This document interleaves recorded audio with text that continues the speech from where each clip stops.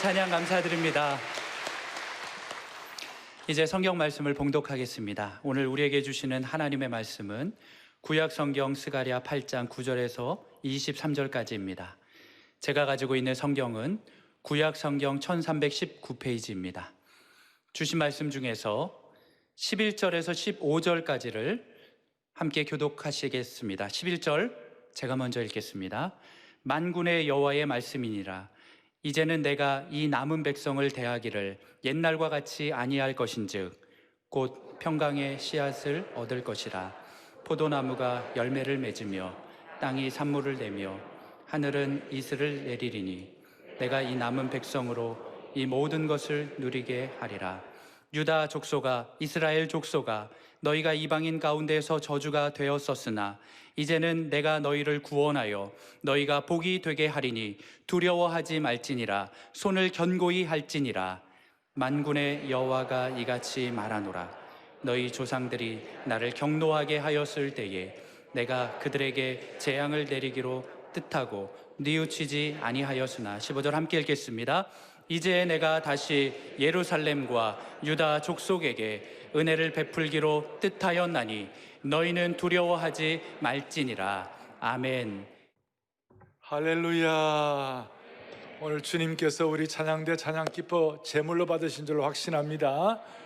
우리가 이와 같이 정말 정한 시간에 예배 드릴 수 있다는 것은 정말 감사하고 기쁜 일입니다.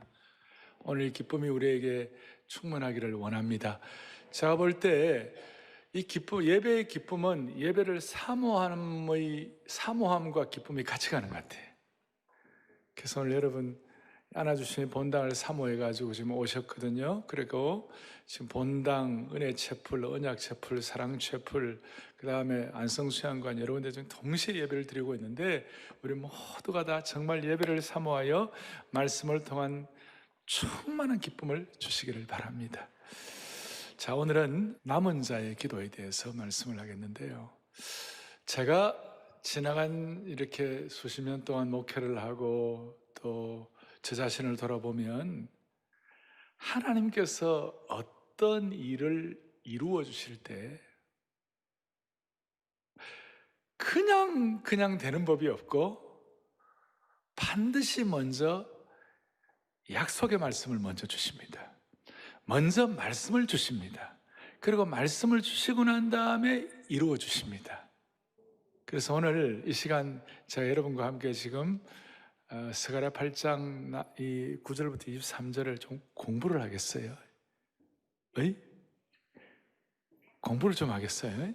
그러니까 제가 또록또록 말씀할 테니까 이 내용 가운데 여러분들이 딱 말씀 가운데 주님 저 말씀이 제 말씀이다라고 레마의 말씀으로 받아가지고 그 말씀이 집중될 때 그 일을 통하여 말씀대로 여러분의 삶과 인생이 이루어지는 것입니다.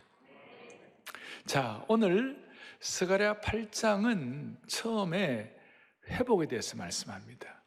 무슨 회복인가? 적당한 회복이 아니라 온전한 회복, 통전적인 회복. 그러니까 회복에 관해서 사각지대가 없기를 바라는 것이에요. 그래서 지난 주일날 회복의 약간 예고편을 보여주셨는데 지난 주일은 앞부분에 8장 4절 5절에서 무슨 회복을 주셨냐면 예루살렘, 폐허된 예루살렘이 진리의 성읍이 될 것이다.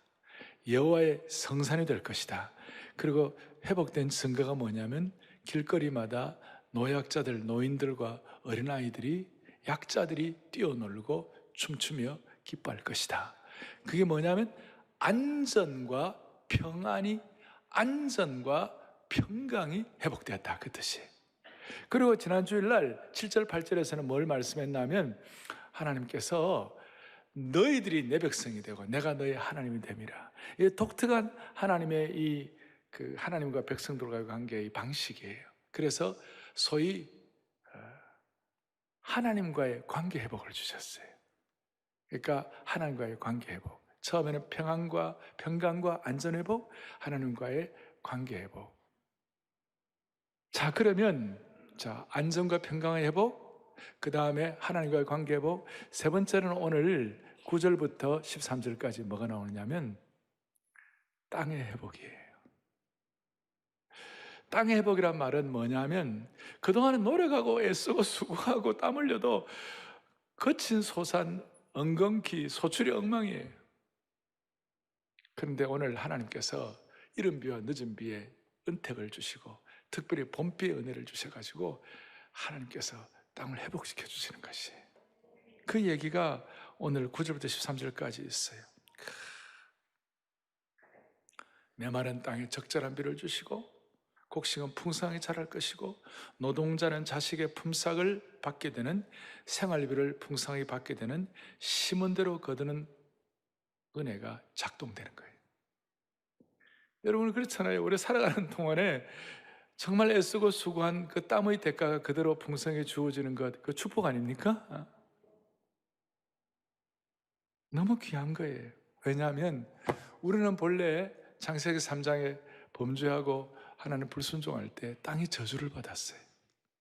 땅이 저주를 받아 가시와 엉겅퀴를 내고, 어떤 사람들은 이게 오늘 이 시대로 말하면 죽도록 살도록 애쓰고 수고해도 남는 것이 없는 거예요. 그런데 하나님께서 땅의 회복을 주신다. 여러분들의 삶의 생업을 하나님이 보호하신다, 그 뜻이에요. 이 은혜의 주인공이 되시길 바랍니다. 오베데돔처럼. 그러니까 저주받은 자가 복당해야 된다, 그 뜻이에요. 저는 오베데돔이고 여러분들은 김베데돔이고 박베데돔이고 최베데돔이고 송베데돔이고, 이거 꿈도 못 꿉니까? 여기에 대한 기도 못 합니까? 할 수 있어요, 우리가. 그 다음 땅의 회복 다음에 4절부터 14절부터 그 다음에 19절까지 보니까 이웃과의 관계 회복이에요. 특별히 16절 17절 읽어보겠습니다. 같이 보죠. 16절 17절 같이 보죠. 이웃과 더불어 진리를 말하며 너희 성문에서 진실하고 화평한 재판을 베풀고 마음에 서로 화해하기를 도모하지 말며 거짓 맹세를 좋아하지 말며 이 모든 일은 내가 미워하는 것이니라.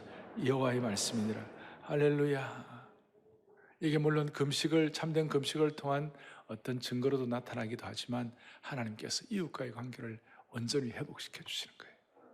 그런데 이웃과의 관계 회복은 이 지금 14절부터 19절까지 이 내용은 아까 앞에 7절, 8절 하나님과의 관계가 온전히 회복된 사람들이 누릴 수 있는 결과예요. 하나님과의 관계가 수직적으로 잘 된 사람에게 하나님 수평적으로 이웃과의 관계도 회복시켜 주시는 거예요. 너무 놀라운 거예요. 여기에 여러분들 사각지대가 없기를 바랍니다. 그 다음에 이제 마지막 20절부터 23절에 뭘 말씀하고 있는가? 이방 사람들까지도 회복된다는 것이. 오늘 이런 회복은 어떻게 보면 참 온전한 회복이고 통전적인 회복이에요. 이방인들이 다 예루살렘으로 와서 은혜 받고 이 이방인들이 예루살렘으로 순례길을 오겠다고 그러고 얼마나 좋은 겁니까? 자, 이것은 하나님의 한결같은 목자의 심정을 통하여 나타난 결과예요. 이거는 다 똑같아요. 무슨 말이냐면 하나님의 백성이 회복되면 나만 회복되는 것이 아니라 이웃들도 축복을 받는 것이에요. 아브라함에게 그 축복의 근원이 되라 그랬고, 이스라엘 백성에게 제사장 나라가 되라고 그랬고, 그 다음 심지어 다윗이 골리앗을 물리칠 때도 그냥 골리앗 때려 죽이는 그게 목표가 아니고 땅의 모든 백성이 하나님 되심을 알지어다 그랬어요. 그 골리앗 이기는 사건을 통하여 이스라엘 백성들이 광야길을 건너서 요단강을 건너 가나안 땅에 들어갈 때도 그 가나안 땅 들어가는 이유도 땅의 모든 백성이 하나님의 하나님 되심을 알지어다. 그게 구약에 맹맥히 흐르는 회복의 중요한 것이. 그러니까 우리가 회복되고 우리만 뱉어드리는 것이 아니라 우리가 회복되어 가지고 주위가 복을 받는 것이. 그래서 엄격하게 말하면 여러분들은 복의 대상이 아니라 복의 근원이에요. 이게 회복의 축복이에요. 그러면 제가 이런 말씀을 드리면, 아니 이 회복이 진짜 내 것이 될 수 있습니까? 21세기에 살아가는 우리들이 진짜 우리의 것이 될 수 있습니까? 이런 질문을 할 수 있어요. 그런데 오늘 두 번째로 생각할 것은 뭐냐면 이 회복은 본질적인 회복을 위하여 누가 쓰임받을 수 있는가?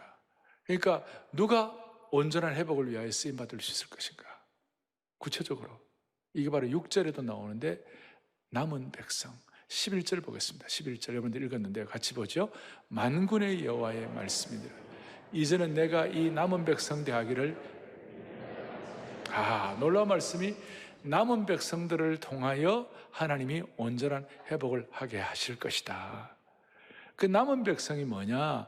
남은 백성이 할 일이 뭐냐? 남은 백성은 그냥 자기만 남은 백성이 아니라, 그 다음에 20절에 보면 뭐라고 나와 있는가 하면, 수많은 사람들, 여러 백성에게 영향을 끼치고, 그 다음에 22절에 보면 많은 백성과 강대한 나라들에게 영향을 끼치고, 23절에 보면 말이 다른 이방 백성들에게도 이 남은 백성이 영향을 끼치는 거예요. 그러니까 남은 백성. 그럼 이 남은 백성이 뭐냐? 남은 자가 뭐냐? 이걸 구약에서는, 이사야에서는 거룩한 그루터기다, 남은 자다, 렘넌트다, 남은 백성이다. 이것을 우리식으로 말하면 사명받은 사람, 말씀을 통하여 사명받은 사람. 오늘 여기 말씀을 통하여 여러분들이 내 것으로 깨닫고 적용하기를 원하는 사람, 좀 더 들은 말씀을 통하여 사명이 목숨보다 더 중요하다고 하시는 사람. 하나님은 온전한 회복을 원하시는데, 온전한 회복을 위하여 사각지대가 없기를 원하시는데, 땅의 회복, 내 생업의 회복, 하나님과의 관계 회복, 이웃과의 관계 회복, 만민과의 관계 회복, 하나님은 원하시는, 누굴 통하여? 남은 백성. 말씀을 통하여, 이 말씀이 나를 통하여 사명자의 삶을 살게 한다. 그래서 사명이 목숨보다 중요하다고 생각하는 사람들, 이걸 좀 더 신구약 전체의 큰 흐름으로 보면 요한계시록 14장 4절에 이런 내용이 나와 있어요. 보죠. 이 사람들은 순결한 자라, 어린 양이 어디로 인도하든지 따라가는 자며 하나님과 어린 양에게 속한 자들이니. 주님 따라, 목자 따라가면서 하나님과 어린 양에게 속한 자들이니, 이 사람들이 남은 자라는 것이. 그래서 구약에는 이 남은 자 신학이 굉장히 중요해요. 그래서 구약의 남은 자 신학을 remnant theology, remnant theology, 남은 자의 신학이라고 그래요. 이 남은 자의 신학이라는 것은 소수, 남은 자 신학 뭐라고 하느냐? 소수자, 소수의 남은 자가 다수의 백성, 전체 백성을 살린다는 것이. 그래서 안아주시 본다고 우리들이 오늘 남은 자로서의 사명을 각성하고 마음의 꿈을 꾸고 집중하고 하나님 앞에 적용하면, 여러분, 우리 주위가 사는 것이에요. 남은 자가 남은 자의 사명을 감당하면 전체가 해결되는 것이에요.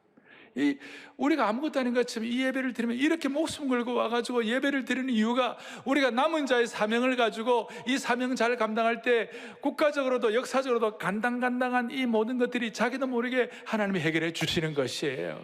이 남은 자의 은혜예요. 이 남은 자를 통하여, 이 렘넌트 디알라지, 남은 자를 통하여 어린 양의 피에 젖은 사람들, 이런 사람들을 통하여 사명이 목숨보다 중요하다고 말씀을 통해 확증한 사람들을 통해 무슨 일이 벌어지는가? 이 남은 자가 구약의 아브라함 시대 때는 의인 10명이 있으면 큰 도시가 회복되는 것이. 엘리야 시대 때 완전히 다 무너졌어요. 엉망진창이에요. 제단이 무너졌어요. 무너진 제단이에요. 그랬을 때 하나님께서 엘리야를 위하여 뭐라고 말씀하셨어요? 엘리야가 나만 남았습니다. 그랬을 때, 아니야, 너만 남은 게 아니야. 바알에게 무릎 꿇지 않는 7,000명을 하나님이 예배하신 것이야. 오늘 우리가 이 예배를 드릴 때, 아마 오늘 예배 1, 2, 3, 4부하고 청년대학부 주일학시만 아마 우리 오늘 한 15,000명 정도 모였을 거예요. 하나님이 이 시대를 위하여 15,000명을 예배해 놓으신 것이에요.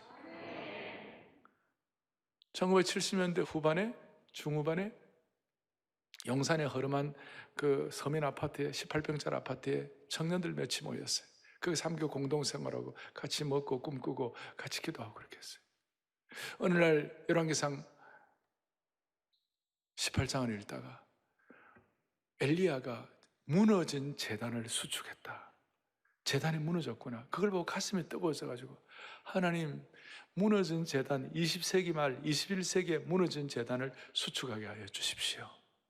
그 이름을 나불이라고 붙이고, 그래갖고 같이 마음을 같이 해서 21세기에 무너진 재단을 수축해달라고. 그 사람들은 그때 그 당시는 자기 한 몸 가누기도 힘들고 미래가 전혀 보장되어 있지 않고 생활 자체를 염려해야 될 그런 젊은이들인데, 주여 21세기에 무너진 재단을 수축하게 하여 주십시오. 그게 바로 남은 자들이에요. 남은 자들. 그러면서 지구본을 안고 울고 있잖아요. 자, 기가 막힌 거예요. 하나님께서는 회복의 사각지대가 없도록 하나님이 남은 자들을 써주시고 남은 자들을 통하여 하나님이 일하십니다. 그럼 구체적으로 남은 자들이 어떻게 하면 남은 자가 됩니까? 내가 남은 자다 이렇게 큰 소리 치는 사람이 어디에 있습니까? 그러니 오늘 여러분들과 제가 오늘 찬양대가 오늘 온라인 오프라인으로 또 은혜 채플, 언약 채플, 사랑 채플, 그 다음에 안성수양관, 패밀리 채플 모든 것에 예배드리면 방송 듣는 모든 분들 마음속에 그럼 내가 어떻게 하면 남은 자 될 수 있나? 처음부터 남은 자가 어디 있어요? 남은 자는 남은 자의 기도를 하면 남은 자가 되는 것이에요. 그래서 오늘 본문을 통해 남은 자들이 보통 하는 기도가 세 가지가 있어요. 몇 가지가 있다고요? 세 가지. 이 세 가지를 여러분들이 잘 기도하면 하나님이 역사하시는 것이에요. 첫 번째, 오늘 본문에 보니까 12절에 보니까 곧 평강의 씨앗을 얻을 것이라. 그래서 쭉 이제 그 추수가 나와 있어요. 본래 저 평강의 씨앗을 얻을 것이라는 말이 본래 전에 개역 성경에서는 평안한 추수를 얻을 것이라 그랬어요. 그러니까 첫 번째 남은 자의 기도 제목은 뭐냐면 영적 추수를 기도하면 남은 자가 됩니다. 아니, 남은 자는 영적 추수를 위해 기도하는 것입니다. 영적 추수를 위하여. 뒤에 21절에 보니까 이 성읍 주민이 저 성읍에 가서 이르기를 우리가 속히 여호와를 찾고 여호와께 은혜를 구하자면 나도 가겠노라. 영적 추수예요. 영적 추수란 것은 복음으로 죽은 자를 살리는 것이 영적 추수예요. 오늘 지금 10월 말, 이제 다음 주는 11월 되는데 이제 추수의 거의 마지막 시간이에요. 지금 이 물리적 추수의 기간이 영적 추수의 은혜에 대한 눈을 열어주시기를 바라는 것이에요. 제가 영적 추수를 위해서 기도하면서 어저께 토요비전 새벽 예배 하는데 지난 10여 년 전 30주년 잠실체육관에서 우리가 예배드리던 30주년 기념 감사 예배드리던 그 내용이 나오는데 그렇게 마음이 그래 와닿았어요. 그러면서 주셨던 은혜들을 갖다 상상해 보았어요. 여기 한번 30주년 잠실체육관 그 예배에 그 잠실에 그게 2008년도 10월 달에 잠실체육관에 그 예배에 참여한분 손 한번 들어보세요. 할렐루야. 많이 계시네요. 잠실 때 어떠셨어요? 어떻게 좋았어요? 너무 감사하고 귀한 일이었고 기적과 같은 일이었고 그 잠실 체육관 하게 된 이유가 제가 부임하고 한 1, 2년쯤 뒤에 한 주일에 주일 예배에 새로운 사람이 2,000명이 더 왔어요. 제가 다시 얘기할게요. 200명이 아니고 2,000명이 더 왔어요. 한 주일에. 그 2,000명이 그 중에 수평 이동되었다면 욕 많이 들어먹었을 텐데 2,000명 가운데 대부분이 초신자들이고 청년대 학생들이었어요. 얼마나 놀라운지 몰라요. 그리고 돌이켜보니까 지난 17년간 세례, 학습, 유아 세례 준 분들이요 2만 명이 넘어요. 별로 안 놀라시는데 여러분 2만 명이 세례, 학습, 유아 세례를 받았다니까. 이거는 진짜 제가 무슨 숫자를 그리고 잠실에 그날 온 사람들이 54,000명이 왔다니까요. 제가 뭘 말하는가 하면 영적 추수를 얘기하는 것이에요. 하나님 영적 추수의 용량, 영적 추수에 대한 기도 제목이 다시 회복되게 해달라고. 그러면 우리가 남은 자가 된다고요. 우리 이번 가을 대각성 전도 집회는 좀 독특하게 할 거예요. 복음 도시락도 할 것이고 온라인으로 맞게 우리가 뭘 좀 진행할 거예요. 지금 우리 코로나 시대에 맞는 뭔가 방향을 잡으려고 지금 많은 애를 쓰고 있어요. 사랑하는 교우들이요, 여러분과 제가 이 영적 추수를 진짜 기도한다면 우리가 남은 자가 되는 것입니다. 그럼 이렇게 얘기하면 목사님 그게 잘 되겠습니까? 저도 비비는 언덕이 있으니까 말씀드리는 거죠. 비비는 언덕도 없이 제가 영적 추수가 일어날 것이다. 아니에요. 추수가 잘 되려면 적당한 비가 와야 되는 것이에요. 비가 내려야 추수가 되는 것이에요. 3년 4년 비가 오지 않으면 추수가 일어날 수가 없지요. 여러분 스가랴 10장 1절을 다 같이 스가랴 10장 1절 중 시작. 봄비가 올 때 여호와 곧 구름을 여호와께 비를 구하라. 무리에게 소낙비를 내려서 밭의 채소를 각 사람의. 할렐루야. 저는 봄비를 믿습니다. 여기 은혜의 봄비를 믿습니다. 이게 실제 추수에도 봄비가 내려와야 되고 그 다음에 이제 이른 비와 늦은 비를 주신다고 그랬어요. 그러니까 어린 비와 늦은 비에 성령의 소낙비와 이른 비와 늦은 비에 은혜의 비를 주실 때 영적 추수가 가능하다는 것입니다. 저는 어릴 때 설교자들이나 봉사들이 설교할 때 하나님 이 교회에 이른 비와 늦은 비를 주옵소서 그러면 그 말 들었을 때 굉장히 신비하게 느껴졌어요. 오늘 여기 젊은이들 가운데 신앙 세계에는 이른 비와 늦은 비가 있느니라. 이거는 계절을 초월해 주시는 성령의 단비를 말하는 것이에요. 계절을 초월하는 성령의 소낙비를 말씀하시는 것이에요. 사랑하는 교우들이여, 이른 비와 늦은 비의 혜택이 있기 때문에 우리는 영적 추수를 기대할 수가 있는 겁니다. 오늘 코로나 시대에 우리 찬양대부터 시작해가지고 모든 별관, 모든 방송, 온라인 참석한 모든 분들 주여 가정마다 개인마다 오늘 영적 추수를 위한 이른 비와 늦은 비의 성령의 단비를 경험하게 하여 주십시오. 저는 개척 초기에 교인들이 없으니까 교회당 의자를 붙잡고 기도했어요. 주여 오늘 이 의자에 하나님의 이른 비와 늦은 비를 주셔가지고 생명의 복음의 영광을 깨닫고 많은 사람들이 구원받게 해주셔서 예수 믿는 사람 여기 와서 앉게 해달라고. 오늘 여러분들이 예배 마치고 나갈 때 꼭 기도했어요. 잠깐이라도 주님 이 자리에 사부 때 또 계속 우리 교회 이 자리에 믿지 않는 자들이 와서 하나님께 영광 돌리게 하여 주옵소서. 자, 하나님은 온전한 회복을 아무나 하게 하지 않으시고 남은 자를 통하여 이루게 하시는데, 남은 자는 첫째 영적 추수를 위해 기도하면 남은 자가 된다. 아니, 남은 자는 영적 추수를 위해서 기도한다. 두 번째로는 남은 자는 오늘 본문에 보니까 13절부터 쭉 보니까 지도자들을 위하여 기도하면 남은 자가 됩니다. 아니면 기도하다가 지도자가 되는 것입니다. 남은 자는 지도자들을 위하여 기도하는 것입니다. 13절에 유다 족속아, 이스라엘 족속아, 너희가 이방인 가운데 저주가 되었다. 근데 저주받은 너희가 이제 복이 되겠다. 저주받은 자가 복덩이가 되겠다. 영적으로 보면 우리는 본래 저주받은 자였어요.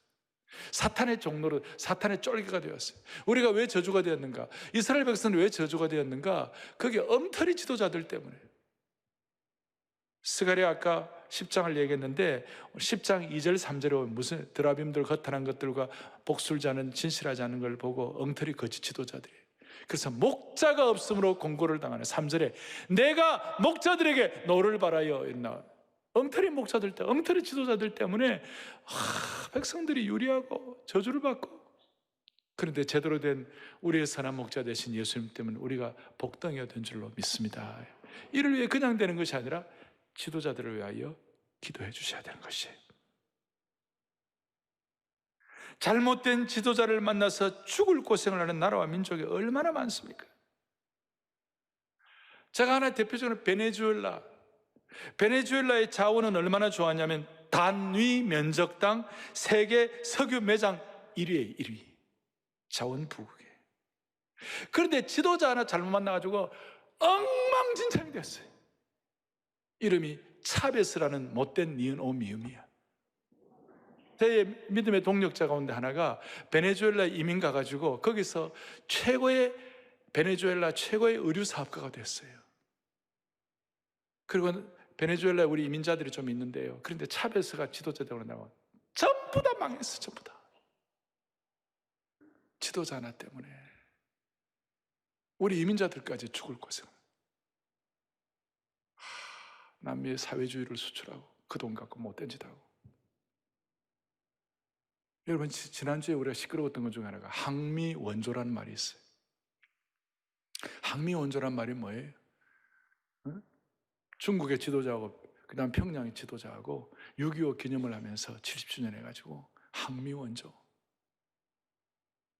6.25는 자기들끼리 승리하는 전쟁이었다고 그러고, 한마디로 말하면 남한을 공산화 못 시킨 거지. 억울하다 그게. 정신 바짝 차려야 돼요 지금. 아프리카의 이디오피아는요 1970년대만 하더라도 기가 막히게 멋진 나라였어요. 에디오피아는 아프리카의 부국이었어요. 아프리카에 악숨, 고대 근동 제국에 3대 제국이 있는데 페르시아 제국, 이집트 제국이 있는데 그게 악숨 제국이 있어요. 여왕 시바의 후예들이에요. 여러분, 우리가 70년대에 우리가 죽을 똥살똥 GNP, 우리 1인당 국민소득 1,000불이 되면 좋겠다. $1,000 우리가 막 노래를 불렀어요. 근데 아프리카 이디오피아는요, 1960년대에 벌써 10년 전에 개인 소득 1인당 3,000달러였어요. 그래 잘 살던 나라가 70년대 중반에 공산사회주의가 정권을 잡았어요. 지도력을 잘못 만나고 나라가 완전히 나락으로 떨어지고 엉망진창이 됐어요. 근데 나중에 다시 그리스도인들이 정신 차려가지고 크리스찬 총리가 생기고 지금 이디오피아는 많이 회복이 돼가고 있어요.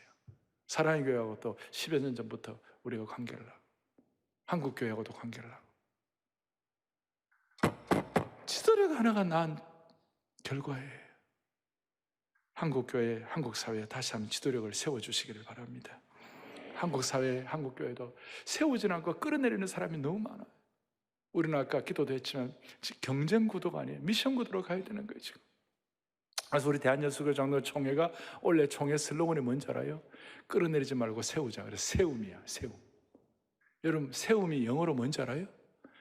SEUM이에요. 아주 못 알아듣는 분들은 정신을.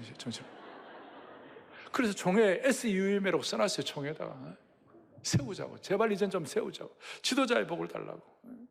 그래서 이런 지도자의 복을 달라고 기도하고 하다 보면 영적 추수에 대한 눈을 뜨는 것이에요.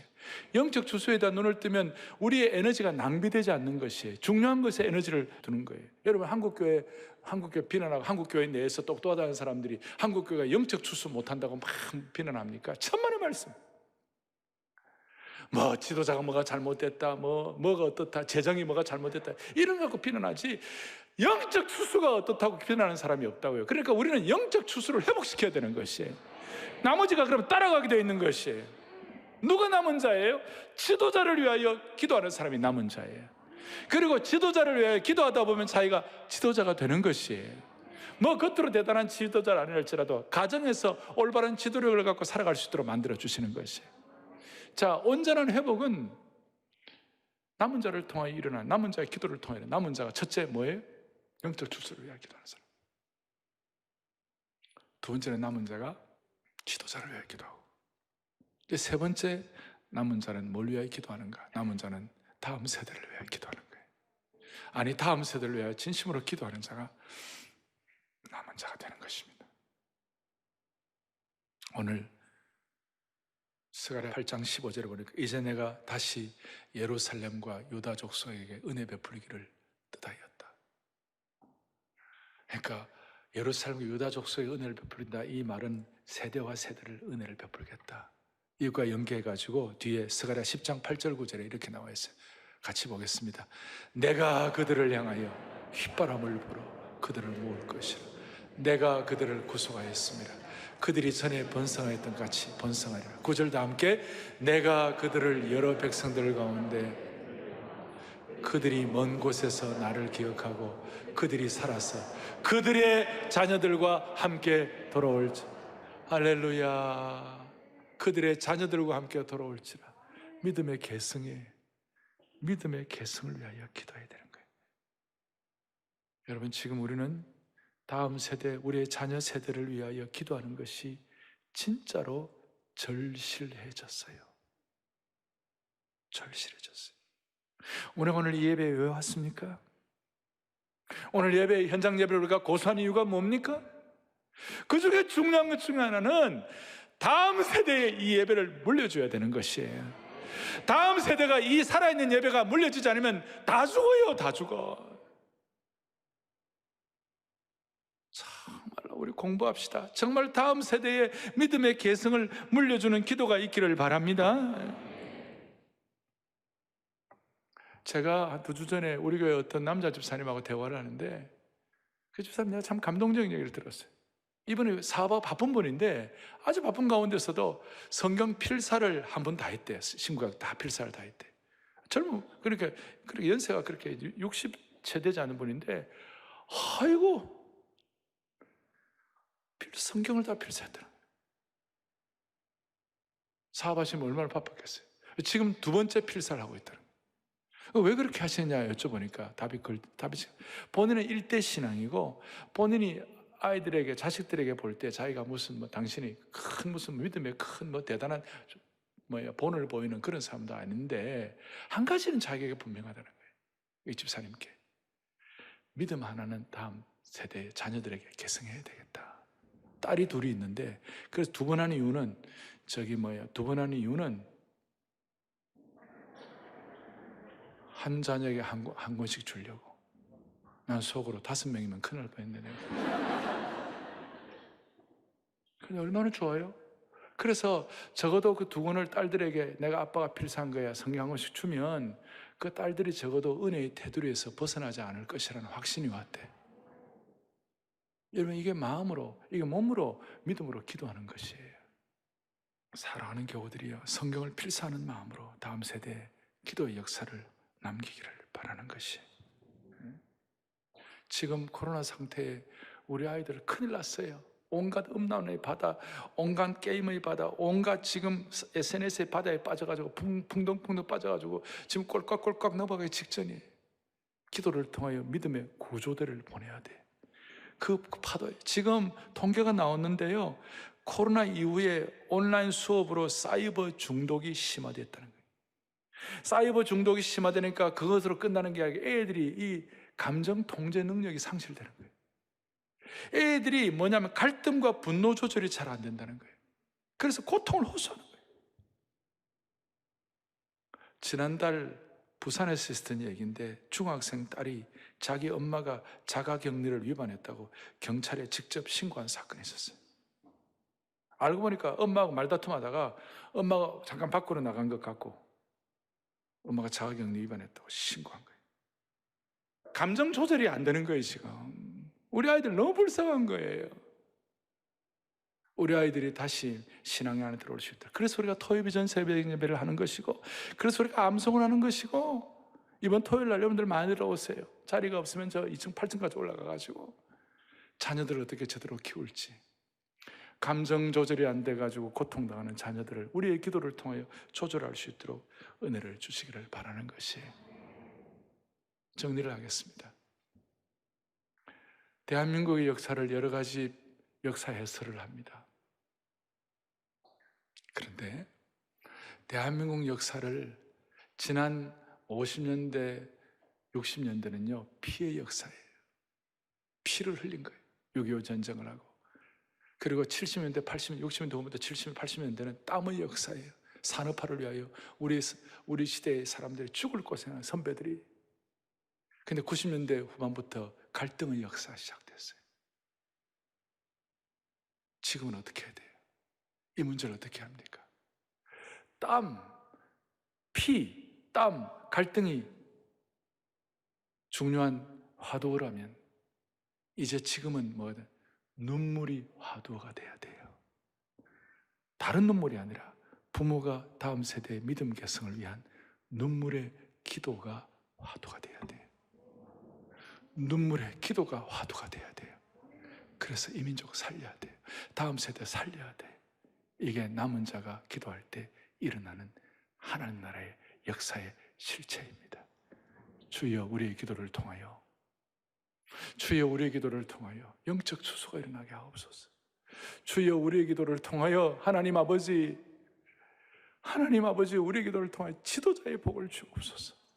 주여 우리의 기도를 통하여 다음 세대가 살게 하여 주시옵소서. 우리 다 손을 펼치시고, 주님, 주의 응답 이곳에 가득해 전능하신 하나님 아버지, 같이 우리가 찬양하면서 이 찬양하는 가운데, 응답하는 가운데 주여 영적 추수, 주여 지도자의 복, 주여 다음 세대 믿음 계승을 사모하면서 이 찬송합니다. 주의 응답 이곳에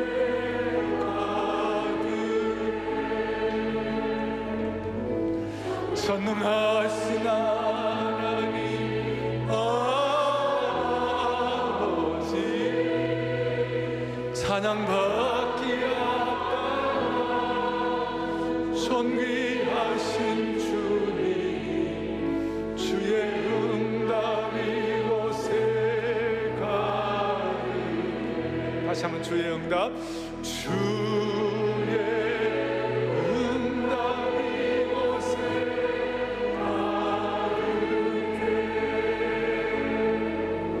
전능하신 하나님 아버지,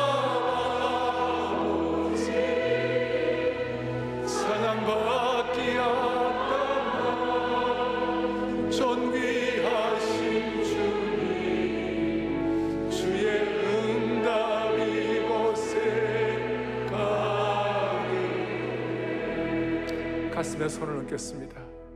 어제 토요일 새벽 예배 때는 우리가 이 찬송을 여러 번 부르면서 하나님 앞에 기도했습니다. 오늘 우리의 마음속에 주여 우리의 기도와 말씀과 우리의 남은 자의 소원을 통하여, 남은 자의 사명을 통하여 주여 다시 한번 한국교회의 영적 추수가 회복되게 하여 주시옵시고, 주여 이 일을 통하여 하나님 아버지 이 민족에게, 이 교회에, 그리고 우리 한국교회 공동체의 지도자의 복을 허락하여 주시옵시고, 다음 세대가 저렇게 SNS와 지금 중독되어 가지고 감정 조절이 되지 않는 이 시대 가운데 아버지 하나님 믿음의 계승이 되게 하여 주셔서 우리 아이들과 우리 시대 가운데 수많은 남은 자의 기도가 계승되게 하여 주시기를 원하옵니다.